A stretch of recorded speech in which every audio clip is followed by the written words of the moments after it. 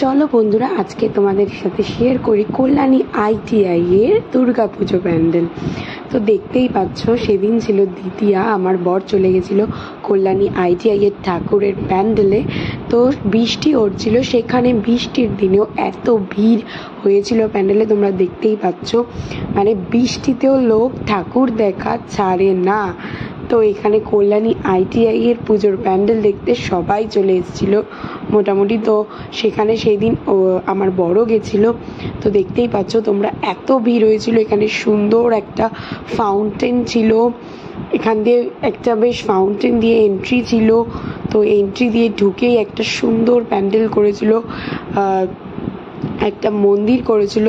তো কি মন্দির করেছিল সেটা তোমরা অবশ্যই আমার টাইটেলে দেখতে পেয়ে যাবে। তো যাই হোক, তো এখানে দেখতেই পাচ্ছ তোমরা, মন্দিরটা এত সুন্দর করেছিল।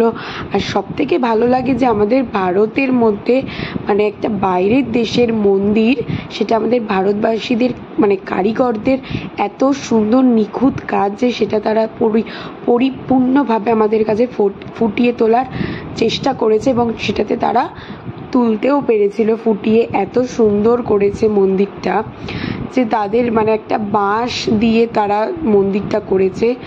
তো সেই হাতের কাজ মানুষের এত ভালো কারিগরদের, তো ভাবতে পারা যায় না। তোমরা ছোট্ট ছোট্ট কাজগুলো, আমি ওকে জুম করতে বলেছিলাম, তো জুম করে দেখাবার চেষ্টা করেছে ও।